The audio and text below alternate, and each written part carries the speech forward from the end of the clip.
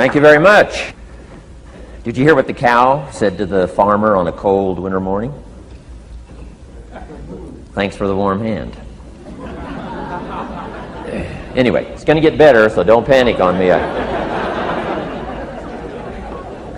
start small. Nice to see all of you. How many of you have never seen me before? This is your first time? Oh, wow, most of you, okay. I keep thinking for sure I'm more famous than that, but, that is the truth. I'm delighted to be here. Been looking forward to it for a long time. And it's nice to be back. I was here not too long ago. It's nice to be invited back. It says something when you're invited back. It doesn't say everything, but it says something. Maybe it says, let's give him one more chance, right, to see if he can get it right this time. But I'm delighted to have all of you here. We're going to spend the day together. I feel two major responsibilities, and I'm sure you can guess what those are. Number one is to make sure you get your money's worth, right? When you shell out your cash, especially these days, you want to make sure you get full value for the money you spend. And I know the tab for the seminar was not that much. Pretty modest fee to get in. Most of you, your tips for the week, right? So it wasn't that much, but I want you to be able to say when you walk out of here today, it was worth my money. But my biggest responsibility is to make sure you get your time's worth. And the reason I say that is because time is more valuable than money. In fact, you might start your notes with that. Time is more valuable than money. You can get more money, but unfortunately you can't get more time. If somebody asks you to spend your money, that's pretty easy, right? We live in America. We're wealthy. So the money's not the problem. But what if somebody asks you to spend a day, right? You got to think that over carefully. And I know you did. I wouldn't waste one of my days, not for anybody, not for anything. Once I understood how valuable they were, I don't waste any. But to make an investment like today of your money and your time, I appreciate that. Today's going to be costly for me. It's going to cost me one of my days to be here, right? And some money, of course. But, I don't need the money. I take the money, but I don't need the money. But guess what I do need? The time. So I'm here not to just joke with you. I'm here not to just tell some funny stories and give a performance and walk away. I'm here to give you some value, and I want to make it worth your time. I'm going to invest a day. You're going to invest a day. Let's get the most out of it and see what we can walk away with today. Anyway, for you that have not seen me before, just very briefly, let me just tell you my story. I grew up in Idaho, farm country, southwest corner of Idaho. In fact, my father still lives on the old homestead where I grew up. He'll be 89 his next birthday. He still hasn't retired. I'm proud of my dad. He's never been ill. He's really something. I'm trying to get him to retire this year, 88. I'm telling my father, what a good year to retire when you're 88. And he says, hey, talk to me in 10 years, right? I might be ready. But anyway, I went to high school. I graduated. I went to college 1 year. Halfway through my second year of college, I decided I was smart enough, so I quit. One of my major mistakes. I should have stayed in school. But I thought, heck, I'm smart enough to get a job. That's what life's all about, right? Get a job, pay your bills, work hard, stay out of trouble, keep your fingers crossed, hope for the best. And I figured I was at least prepared to do that. So I quit college and went to work. A little while later, got married, got my little family going, and I'm out there doing what I thought was the best I could. But about age 25, I'm starting to struggle. I've purchased a little more than I can conveniently pay for on time. And the creditors are starting to call saying, hey, you told us the check was in the mail. What's the deal? And I'm getting embarrassed by that. I'm also embarrassed, big mouth me, with all the fancy promises I made to get married. I'm way behind on those promises. And I'm getting discouraged, wondering what to do. And I thought, well, maybe I should go back to school. Right? 1 year of college, pretty short on an application.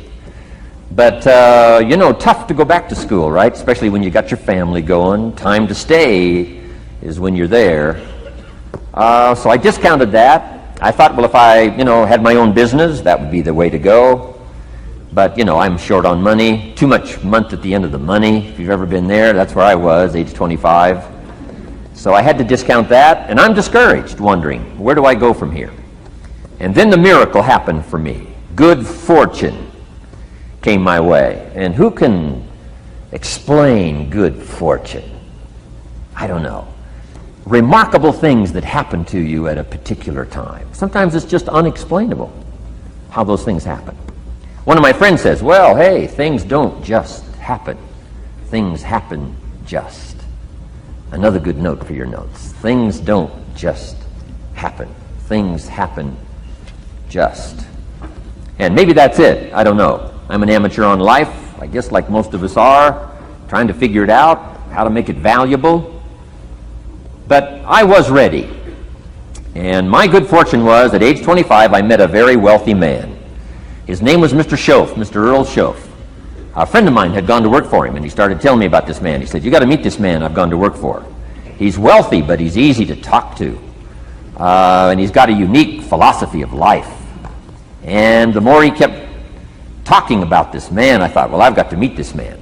So sure enough, shortly after that, I had a chance to meet this remarkable wealthy man, and I was impressed. He was wealthy. Sure enough, he was easy to talk to. I was so intrigued, within a few minutes, I said to myself, if I could be like him, farm boy from Idaho, if I could be like him, I'd give anything. And then I thought, if I could just get around somebody like him, and if he would teach me what to do, I would be willing to learn. I'm coachable.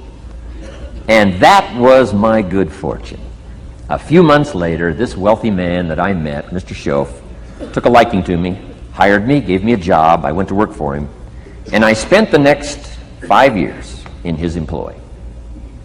And then, unfortunately, he died at the end of that period, at age 49. His last 5 years, but the first 5 years of my new life, I got to spend with this remarkable man, and my dream came true. He coached me. He taught me. He taught me the books to read. He taught me the disciplines. He taught me the changes to make in my language and personality. And the things he shared with me during that 5 years literally changed my life, turned my life around, changed my income, changed my bank account, changed my future, changed everything. I've never been the same since that unique experience. And I wish he was still alive today, Mr. Schoaf. I'm sure if he was alive today, especially after this seminar, Idaho Farm Boy makes it to Dallas-Fort Worth, full house, standing room only. Pretty awesome. I'm sure if he was alive, I'd be calling him today saying, you won't believe what's happening to me. I've had a chance now to share with other people what you shared with me. But anyway, how I got here. 30 plus years ago, I was living in Beverly Hills, California. And one day a friend of mine, businessman friend, said, Jim, I'd like to have you come and share your story with my service club that I belong to, the Rotary Club. He said, I know your story, Idaho Farm Boy makes it to Beverly Hills. But he said, I think my club members would love to hear your story. He said, if I arranged one of our breakfast meetings, would you come tell your story? Just share a few thoughts. I said, okay. So I agreed to go give this breakfast talk. And guess what? They liked it. And my telephone rang. I got another call saying, we heard you've given your story and shared some ideas. Would you come talk to our club? First thing I know, I'm starting to devote a piece of my business time to giving these talks. And then one day, a businessman who'd heard my talk, I think 2 or 3 times, approached me and said, would you come and share that story and some thoughts with my management and salespeople? I said, I got this little company going. And he said, if you'd come tell your story to my organization, he said, I'd be happy to pay you. And I thought, wow, wouldn't that be something? So I agreed to go do it, and I got paid. Little did I know, another fortune was waiting for me to translate my ideas into talks and speeches and seminars. Now I've written some books. It's on cassette tape, and now I get to travel around the world. Last year I was in Japan and Israel, Spain, Mexico, Australia, New Zealand, France, Germany, Canada, and now Dallas-Fort Worth. So Idaho Farm Boy gets to travel around the world and share his story, and here I am today. Anyway, it's almost too much for me to comprehend from where I started, raised in obscurity, in a little small farm community, and now to be here today is pretty awesome for me.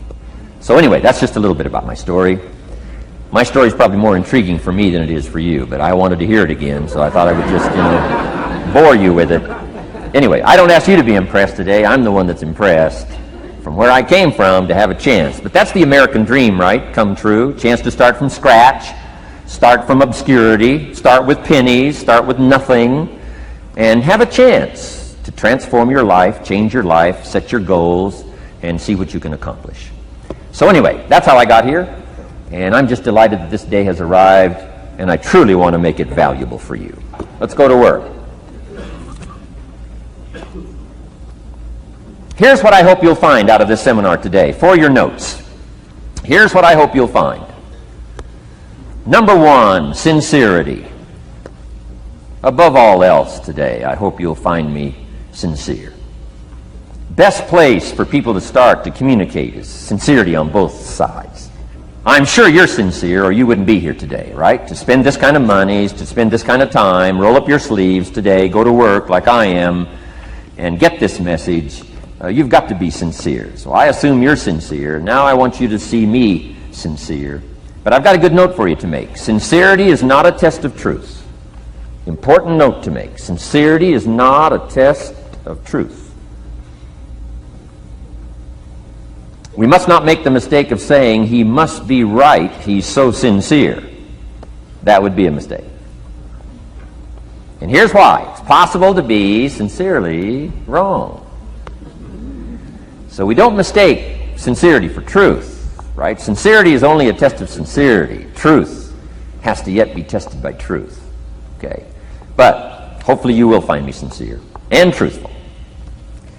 Next, a combination of things I hope you'll find here today. Ideas plus inspiration. Ideas plus inspiration. Ideas, business ideas and social ideas and personal ideas, we all need ideas. Right? How to have a good day ideas, how to have a good year ideas, how to have your best year ever ideas, good health ideas, personal relationship ideas, how to deal with your family ideas, sales management ideas, financial freedom for the future ideas. We all need good ideas. So today, I hope you gather up by notes and by what you can remember a lot of ideas. I want to share as many with you as I possibly can in the time constraints we have. Today is going to go very rapidly. I used to think a day like this was a long day. Found out it's a pretty short day. But I'm going to go as fast as I can, share with you as many ideas as I possibly can. And here's why. Ideas can be life-changing. Ideas can be life-changing. And sometimes all you need is just one more in a series of good ideas. It's like dialing the numbers into the lock. Right? You got 5 or 6 numbers dialed into the lock. The lock still won't come open, but you don't need 5 or 6 more numbers. Maybe you just need one more, and maybe a seminar like this could do it. A sermon could do it. The lyrics from a song could do it. The dialogue from a movie could do it. Conversation with a friend might do it. That one last piece you need, number. Dial it into the lock. That's it. The lock comes open. There's the door for you to walk through. And maybe this seminar today could furnish that for you. One more idea. I know you've come with a lot already. Sometimes we get the impression, I used to have that I only had this much going for me and I needed this much. Usually not true. And I'm sure not true of this audience, where I find you today, as well dressed as you look today. You know, as fine as you are sitting here today. It isn't that, you've got this much going for you and you need this much. I would assume you've got this much going for you, and maybe all you need is just a few more thoughts, ideas, to furnish you some ways and means to turn your life into the dream you want it to be.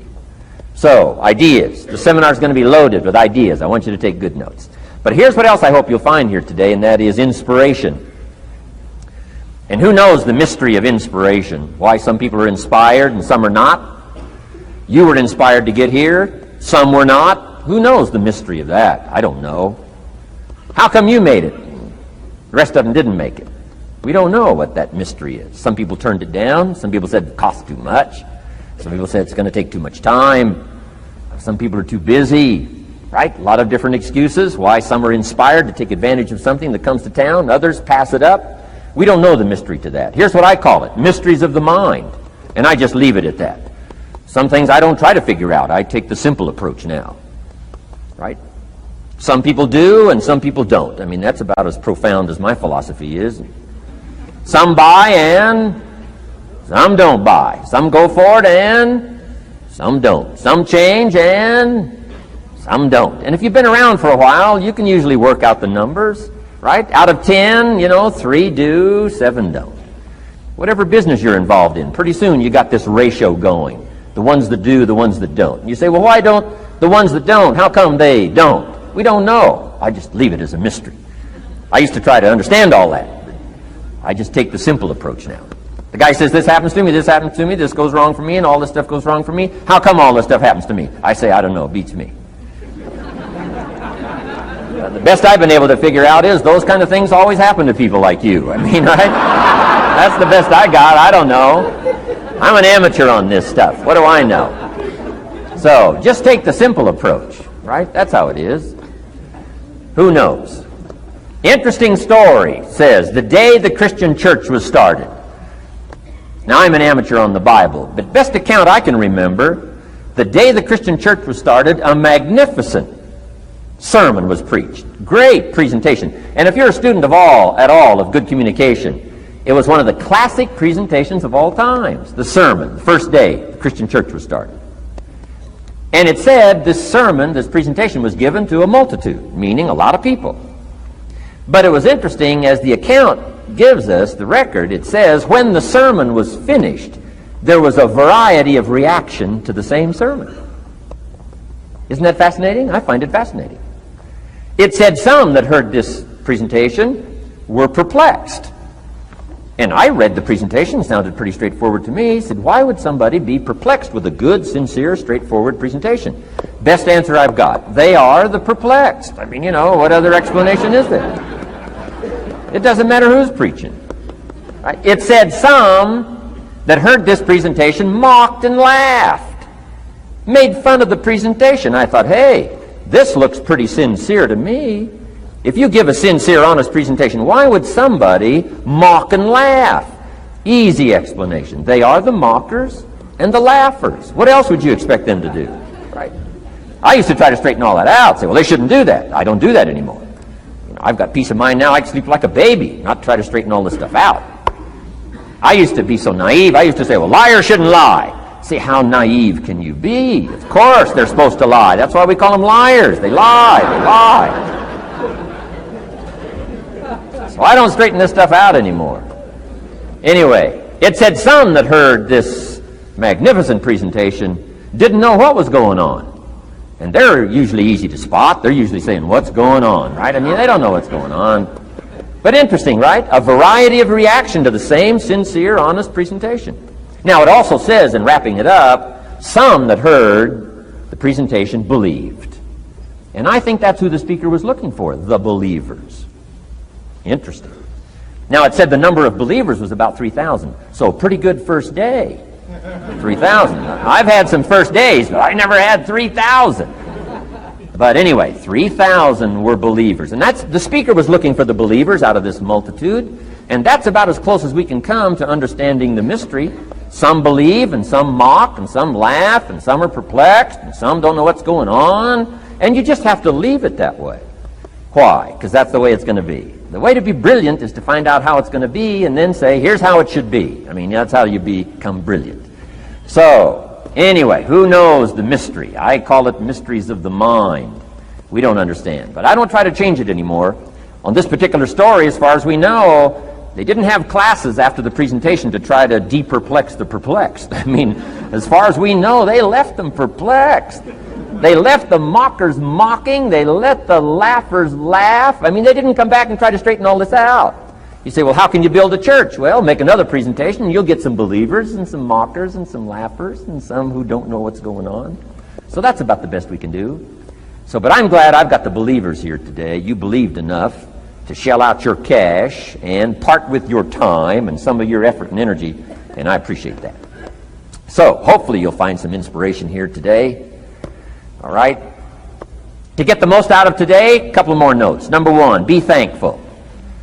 That's a good way to capture the most of a day like this. Be thankful for what you already have. That shouldn't be any problem in America, being thankful. Everything we need is available in America. Everybody wants to come here, right? The last time I was here, that little presentation I gave, everybody wants to come here, America. People haven't plotted and schemed the last 40 years saying if I could just get to Poland, everything would be okay. No, everybody wants to come to America. Why? Everything's available here. All the books you need, all the sermons you need, all the churches you need, all the schools you need, all the instruction you need, all the inspiration you need, all the capital you need, all the markets you need, all the challenge you need, all the information you need, all the seminars you need. Everything's available here. This is America. So number one, let's be thankful for what we already have. Thanksgiving does this. Opens up the doors, opens up the windows, opens up the channels. Thanksgiving for what you already have. I did a seminar one weekend up at the ranch, up at Clear Lake. Got a lodge up there. Nice setting, high valley, high serenity ranch. For the weekend, Friday evening, Saturday, Sunday. People drove in from around California. I got there late Friday afternoon. Everybody had pretty well already gotten there. I couldn't believe the parking lot. Continentals and Eldorados and Mercedes and Cadillacs and unbelievable. Ferrari, one Rolls Royce, unbelievable. I walked in, good-looking crowd about like this, sitting there ready for the weekend seminar. My opening remarks were, ladies and gentlemen, I think the rest of the world would find it strange that we have all come here this weekend to try to figure out how to do better. Right? I think the rest of the world would say, I don't understand. Guy in his Rolls Royce saying, I got to get to the seminar, find out how to get another one of these Rolls Royces. Unbelievable. Anyway, let's be thankful. Here's what locks up the doors and the channels to receive more: cynicism.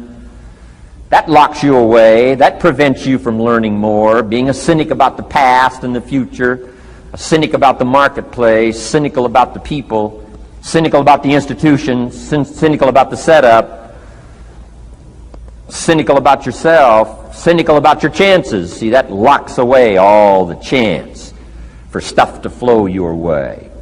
So, good advice, I think, today. Start off, be thankful. Here's number two, listen well. That's going to be a challenge today. I understand that. Seems like most of, our life is still going on outside these four walls, right? Most of our life seems like it's all, continuing out there. Family and business and associates and market and economy and whatever else is happening in the midst of your life. And to sort of, pull your attention from what's going on out there and put it in here for just a few hours, I know is a challenge. But do the best you can, listen well. And here's the last one, take good notes. Be a good student today. Take some good notes. I've not come to entertain you.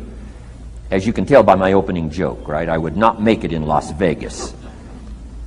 So we don't have a dog and pony show today, no entertainment. But I do have some ideas. Take some good notes. Somebody showed me the other day notes that they took about 21 years ago, attending one of my seminars out in Los Angeles. He said, I still use these notes I took 21 years ago to help me in my business, relationship with my family. So I'd like to have these notes that you take today become that valuable for you. Then it would be worth me making the investment to come and spend a portion of my life, my time, my energy here. And I want this investment I'm making here today to pay off. And one of the ways it can pay off for me is for you to take good notes and then go away and use whatever makes sense. Because what I feast on coming back around is the stories out of this audience today. Sure enough, 6 weeks from now, 6 months from now, 6 years from now, somebody's going to, by phone, by letter, by personal contact, walk up to me and say, the things you shared that day got me thinking. And I started making some changes, and let me tell you what's happened to my business, let me tell you what's happened to my sales career, let me tell you what's happened to my relationship with my family. See, that'll make it worth it for me. Not the money, the return, something you can't buy with money. If somebody says, thank you for touching my life and taking the time to make the investment. And that's what I'm all about. So if you'll become a good student today, and here's the last note, don't be a follower, be a student. You'll be happy to know today we haven't come seeking disciples. We've got no movement for you to join. I'm just here to share some of my experiences, good ideas, best I can. But I think that's good advice. Don't be a follower, be a student, right? Take advice but not orders. Take information, but don't let somebody, order your life. Make sure what you do is the product of your own conclusion. Excellent note to make. Make sure what you do is the product of your own conclusion. Not to do what someone else says. Take what someone else says, process it, think about it, ponder it. If it makes you wonder, if it makes you think, then it's valuable. Then when you go take action, make sure that the action is not what somebody told you to do. Make sure the action is the product of your own conclusion. If you'll follow just a little bit of those simple guidelines, I'm telling you, the learning process can be speedy, swift, powerful.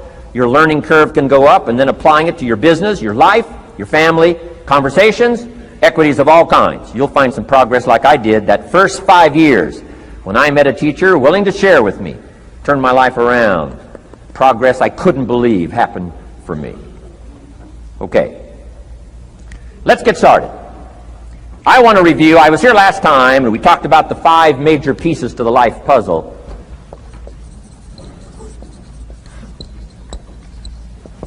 And I just want to review those because it lays such a good foundation for all the rest that I want to share with you today. We got a lot of subjects to cover, so we're going to go rather swiftly, okay? Put on your mental track shoes here and run with me today, because I'm going to deal mostly in concepts. Expect you to, fill in a lot of the details, because I've got a lot to share. I want to get through it all. But let's lay this foundation again of the 5 major pieces. Happens to be the title of my latest book. But I think it is so valuable in laying a foundation. It's some of the things I learned between ages 25 and 30. The teacher who taught me so well. He dealt in these fundamentals, we call these. Fundamentals. We call these basics.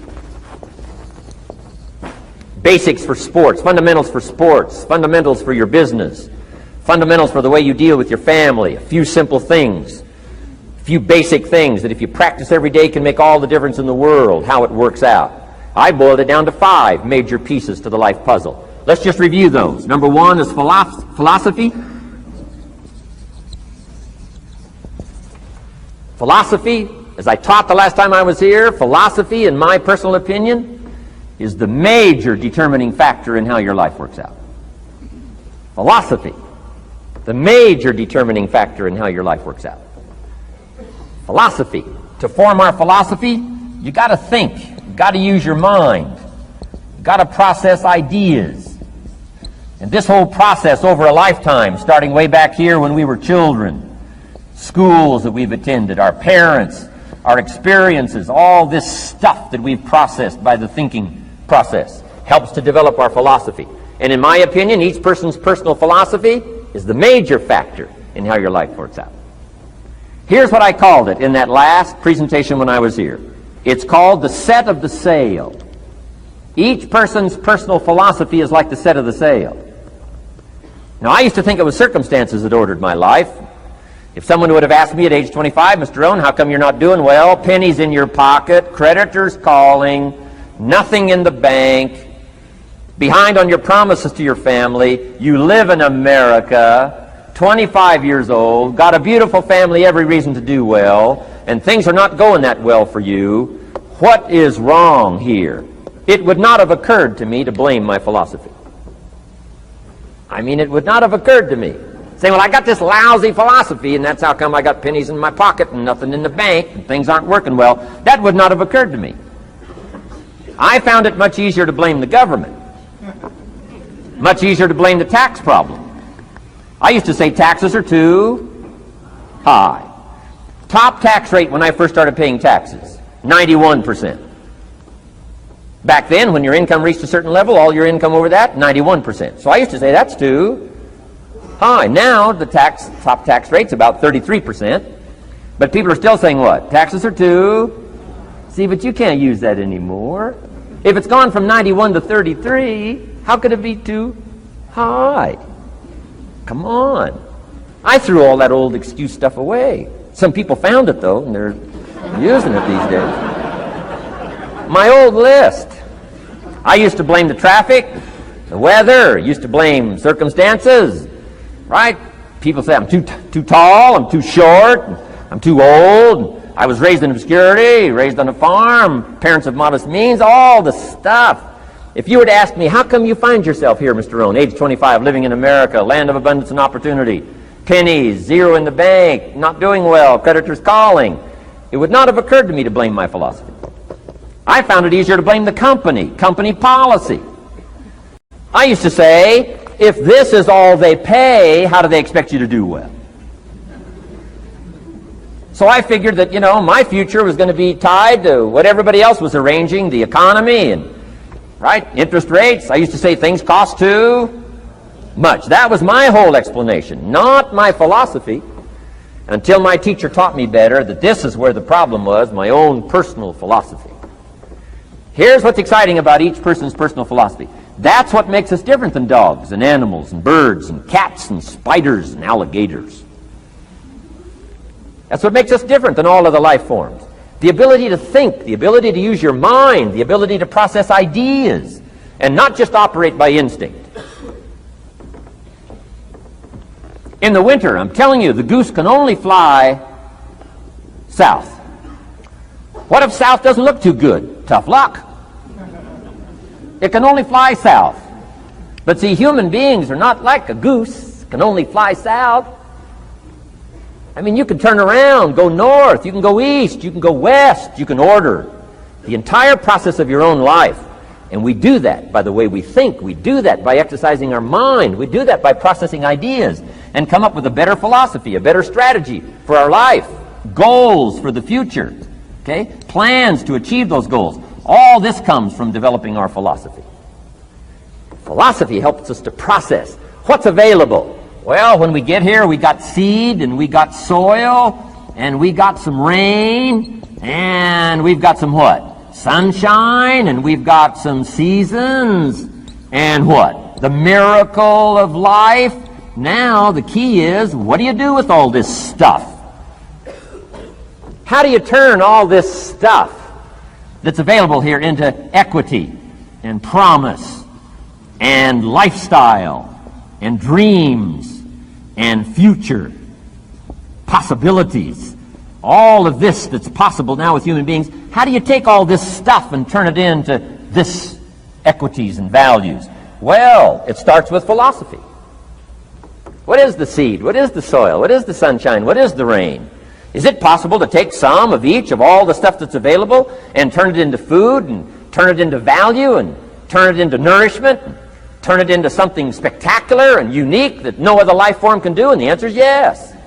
But you cannot deal with all this stuff and what to do with it unless you start refining your philosophy. Think, use your mind, come up with ideas, and strengthen your philosophy. So the seed and the soil and the rain and the sunshine, this is called, the economy and the banks and the money and the schools and everything that's available out there, processing information, what to do with all that, and turn it into equity and value. That is the major challenge of life, my personal opinion. So each person's personal philosophy now is going to determine what you're going to do with seed and soil and sunshine and rain and miracle, the change of seasons. That's it. My personal opinion. Each person's personal philosophy is like the set of the sail. That's what this seminar is for today. Help you to trim a better sail. You don't need a better economy. You don't need better seed and soil. In fact, when it comes to seed and soil and rain and sunshine and seasons and the miracle of life, that's all you got. Now, what if you blame this stuff? Then you're blaming all you got. If you blame the economy, and you blame the schools, and you blame the teachers, and you blame the sermons and the preachers, and you blame, the marketplace, and you blame the company and company policy, what else is there? When some people get through with their blame list, there isn't nothing else. That's all there is. And if you blame the only thing you've got to work with, I'm telling you, it's called mistake colossal. In not understanding that that's all you've got to work with. And if this is all you've got to work with, then you don't change the seed, and you don't change the soil, and you don't change the rain, and you don't change the sunshine, you don't change the seasons. Right? Guy says, I'll take 3 springs, 4 summers, 9 falls, no winters. No! You can't fool with this stuff. You got to take it like it comes. Then what do you change to make your life work well? You got to start with your philosophy. Guess what I had to do at age 25 in order to change my own future? I had to change my mind. I had to change my thinking. I had to change my philosophy. I was messed up on what was causing my problem.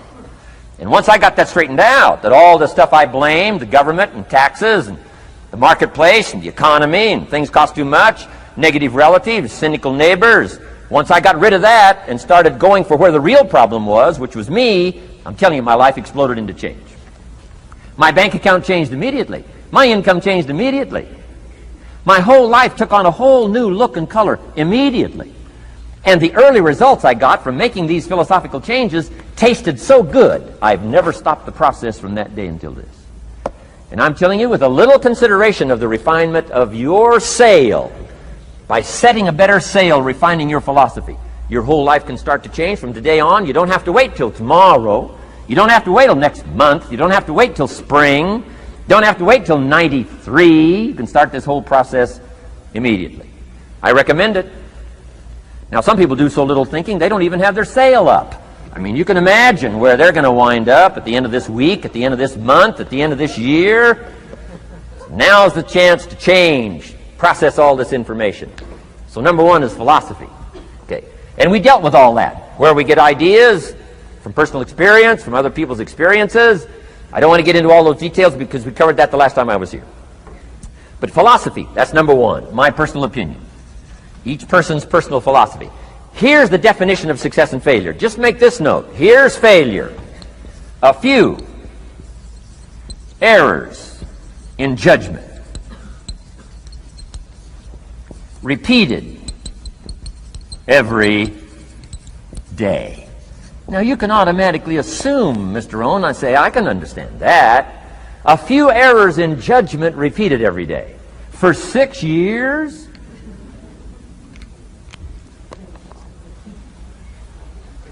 I'm with my father. I think I told this story the last time I was here. My father, 88 years old, he's never been ill, still hasn't retired. Not long ago, midnight, we're getting ready to go to bed. We've drilled a new well, got some extra water, got some more acres going. He's all excited. At midnight, we're getting ready to go to bed. My father's eating what he calls his midnight snack. A little bite to eat before you go to bed. Don't have to go to bed hungry. And I'm watching him eat this midnight snack. Guess what he had? An apple, a few graham crackers, and a glass of grapefruit juice. I said, no wonder my father's so healthy. My mom taught us all those good health practices. Taught me when I'm growing up, right? I'm an only child. I've never been ill. Passed the big 5-0 some time ago.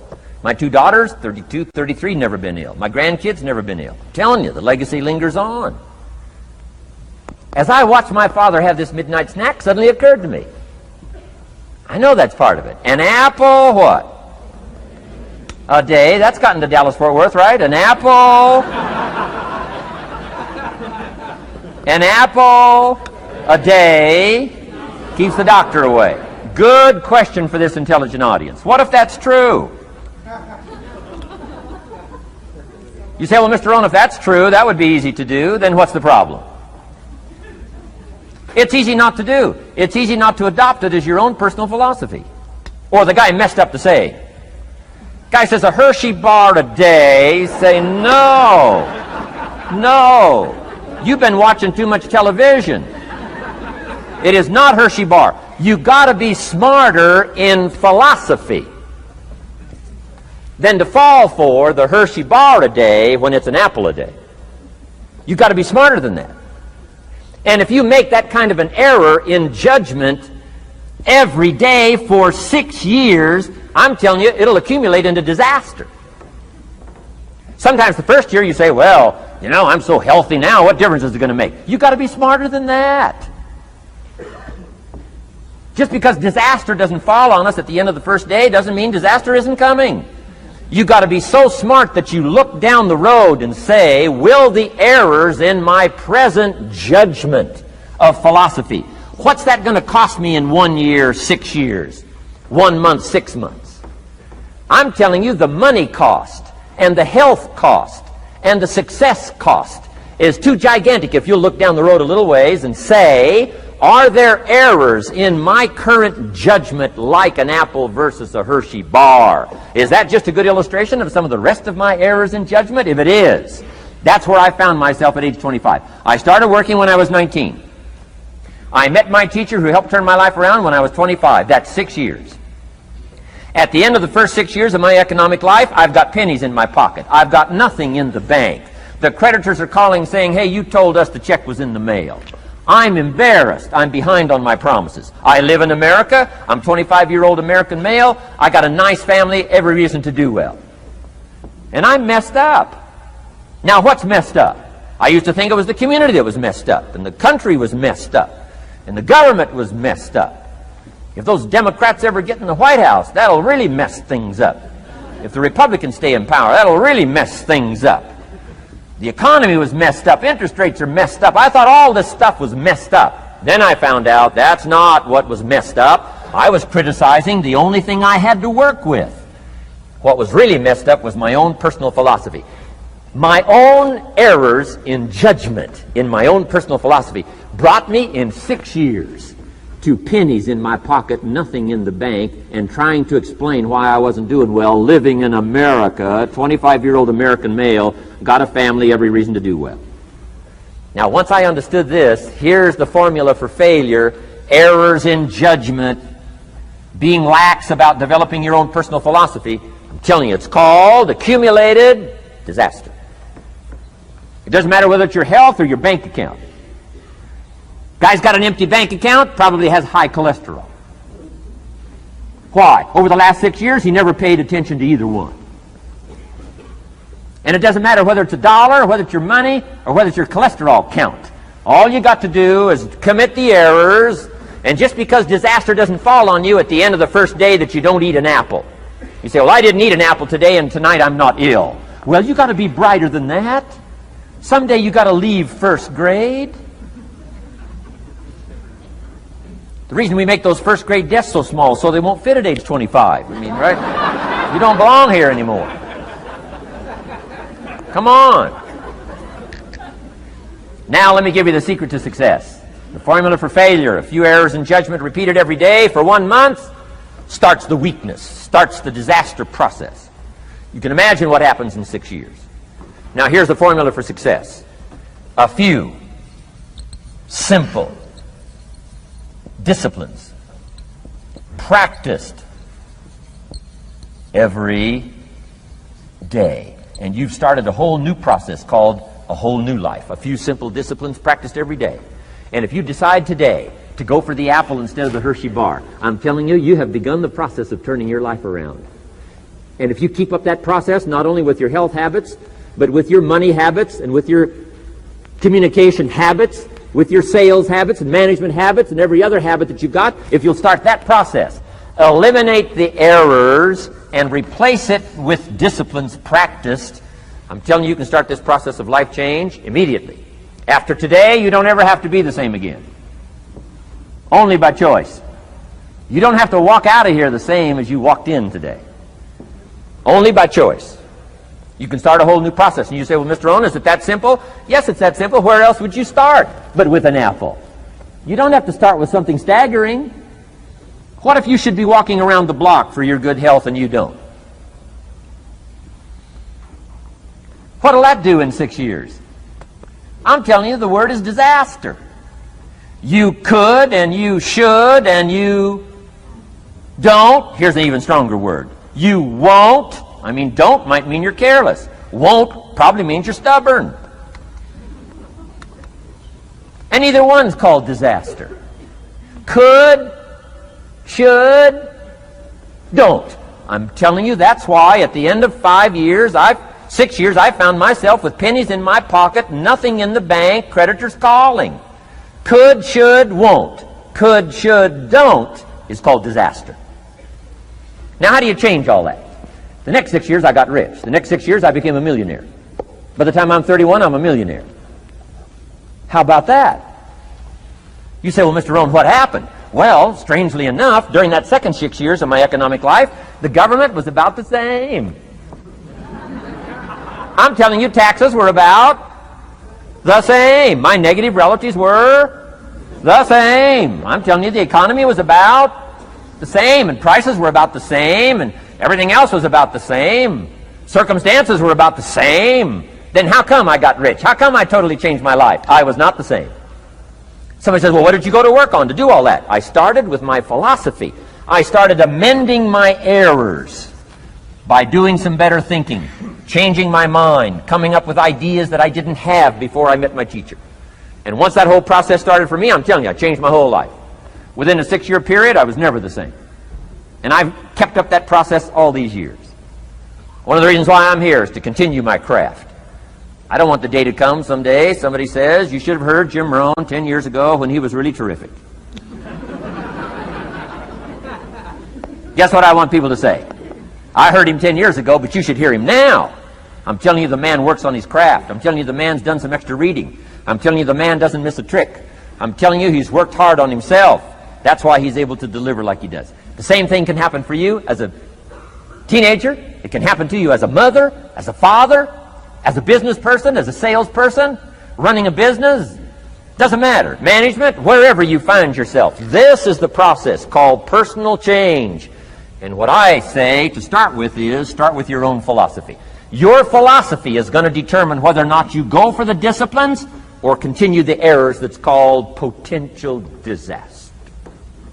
And everybody has it within their power. Well, it was so happy for me to find out at age 25, Mr. Shoaff said, Mr. Rohn, you don't have to change countries.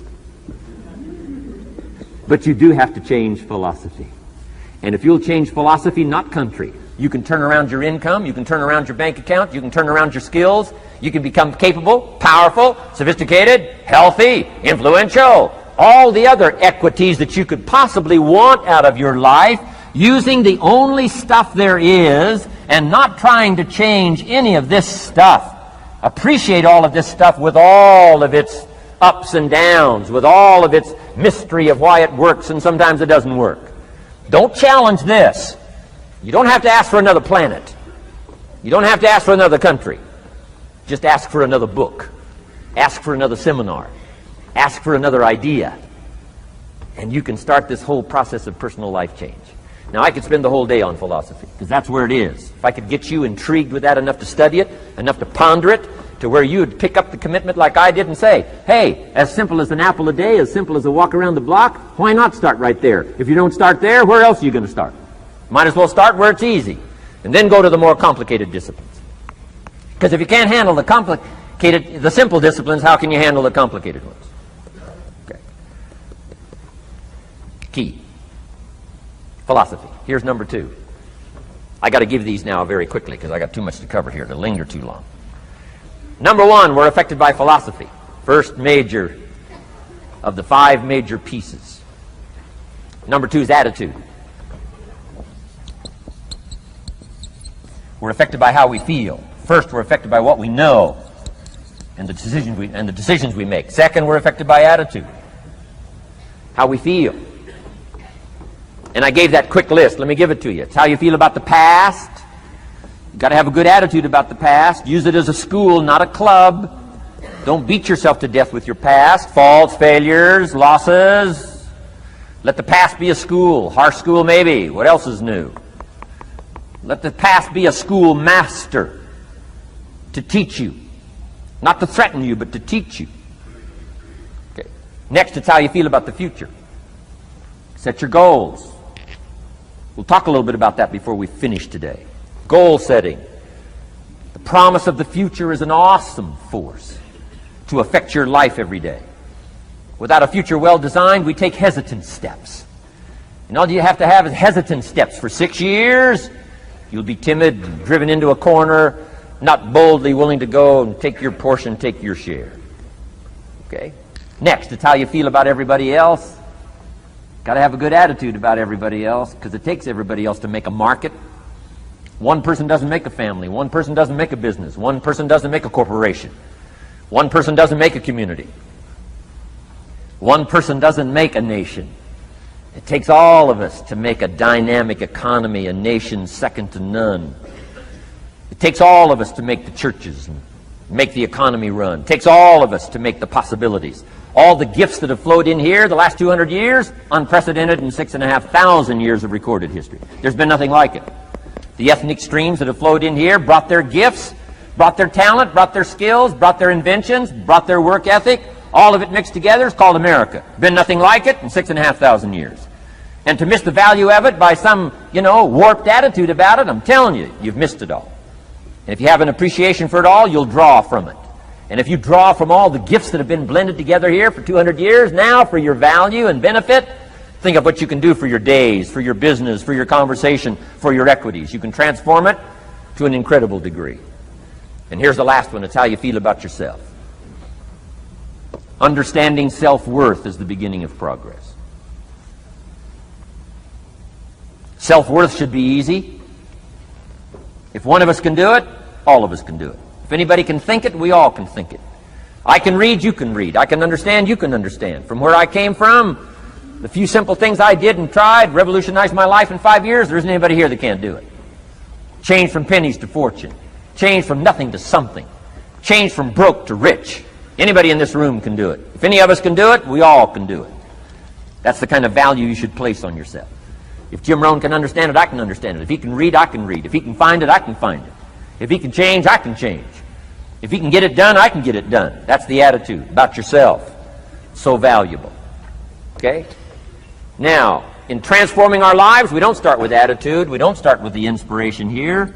We start with education. Somebody says, well, I expected you just come get motivated today. Well, that probably won't do it.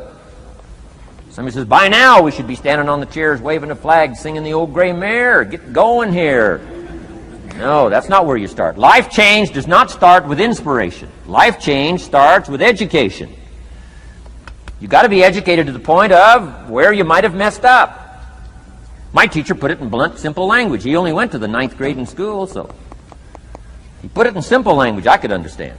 He said, Mr. Rohn, after 6 years living in America, healthy American male, 25 years old, been working 6 years, 1 year of college, pennies in your pocket, nothing in the bank, behind on your promises. Shoaff said, I just got one simple explanation for that. You've messed up. Now, I could understand that kind of language. Substitute a Hershey bar for an apple means you've messed up. Should walk around the block, could walk around the block, won't walk around the block. You have messed up. And all you got to go is write down through the list. Don't need some teacher to come by and tell you. Be your own best teacher saying, hey, let me make a list of some places I've messed up. Because if I let this down, that probably affects the rest. And the answer is, that's true. So we don't start with inspiration, we start with education. Somebody says, well, just motivate this guy, he'll be all right. Just motivate him, get him turned on. Probably not. If a guy's an idiot, you motivate him, now you got a motivated idiot. No, he won't be all right. So we start with education. What's the first education? If it isn't going well and you live in America, you have messed up. You don't need to change countries. You say, well, the country's messed up. That's like cursing the soil and cursing the seed and the sunshine and the rain, which is all you got. Don't curse all you got. When you get your own planet, you can rearrange this whole deal. But this one, you got to take like it comes. So, number 2 is attitude. Here was number 3, activity. This is the work part, the labor part. Taking action. And the activity is the miracle-working piece. A miracle being something we don't quite understand how it works doesn't mean it doesn't work. It means we just don't quite understand how it works. Miracles work. God says. Now, I'm an amateur on God, but here's my best analysis. God says, if you'll plant the seed, I'll make the tree. Now, that's a good arrangement. Number 1, gives God the tough end of the deal. What if you had to make the tree? That'd keep you up late night trying to figure out, how do you make a tree? Say, no, I'm telling you, the mystery and the miracle of this stuff has already been set up. God says, I got the miracle going, I got the seasons going, I got some sunshine and some rain, and I'm God, but the way I've arranged that, I just need somebody to plant the seed, not chant. In California, they're trying to chant to get this stuff done. Forget this California stuff. You don't have to rub a crystal and sleep under a pyramid. This stuff's too easy. Getting rich is too easy. Changing your life is too easy. Forget all that. Right? Massive bombard, affirmation, forget all that. My opinion. Ocean waves and seagulls? Come on, this stuff's too simple. Just simple, easy stuff. But if you neglect it, that's how it piles up year after year. But if you're willing to straighten it out, and here's one of the keys. It's called activity. It's called disciplines. Turning wisdom from your philosophy and inspiration, the strengthening of attitude and faith and courage, commitment, and all this stuff that comes from attitude. If you're willing to take these two qualities, philosophy and attitude, and invest it into activity, you can have a miracle. Anything short of that, no miracle. Wisdom doesn't perform a miracle. Attitude doesn't perform a miracle. The only thing that performs a miracle of increase called equity is called putting wisdom and attitude into discipline, into labor. And this labor now can perform a miracle. And here's the two parts to the labor. One, do what you can. Number two, do the best you can. Can't give you better advice than that. Number one, do what you can. You just got to go home and make a list after today. And here's the question to ask as you make this personal list. What am I not doing that would be easy to do? That could greatly change my health, my wealth? What am I not doing I'm neglecting that would be easy to do? Just go home and answer that question personally. You don't have to put the answers on a public bulletin board. This is just all personal stuff. From the walk around the block to the apple to what to do with your money, which we're going to cover today. What does a child do with $1? We're going to cover that today. Errors in judgment, disaster. Few simple disciplines, wealth beyond imagination. And if you'll pick up the activity part, the miracle working part, plant the seed part, take care of your part. The soil will take care of its part, and the seed will take care of its part. The seasons will take care of their part. The miracle will take care of its part. If you'll take care of your part, called putting it into activity, action. Works miracles. 2,000 years ago, on April 13th, one of Jesus' disciples. Now again, I'm an amateur on the Bible, but best as I can remember it, one of Jesus' disciples said to Jesus, "It's time to pay our taxes and we don't have any money." That's how come I know it was about April 13th.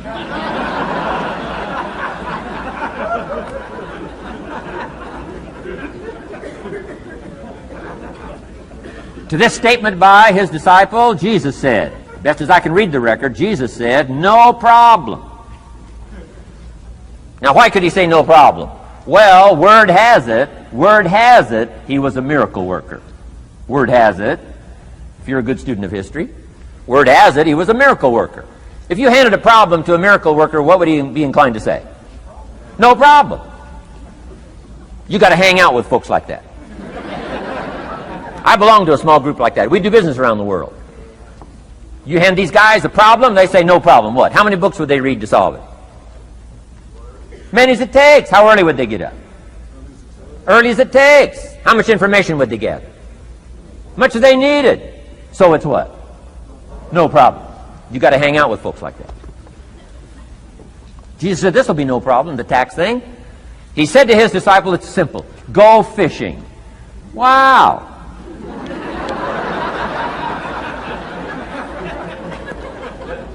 Now that was easy for this particular disciple. His name was Peter. And Peter was a fisherman. How clever. How clever. But here's the real problem. If you should fish, and you could fish, and you don't fish, you got no miracle. You could change, you should change, you won't change. That's called accumulated disaster. In 6 years, you'll be explaining instead of celebrating. Having some ragged list like I had, reasons for not doing well, pennies in my pocket. Could, should, don't, disaster. And if you'll just start the process of change, could, should, and will, you can start this whole process. And if you will, then put it into action. The miracle belongs to you. Jesus said to his disciple, it'll be simple. Go fishing, and the first fish you catch, look in his mouth. Peter said, okay. He was used to strange things happening in this relationship. Peter goes fishing, catches the first fish, looks in his mouth. Guess what's in the fish's mouth? Coins. Peter says, wow, coins. Starts counting the value of these coins, and when he adds it up, guess how much it added up to? Exactly enough money to pay his taxes and Jesus' taxes. Which gives you Jesus' position on taxes.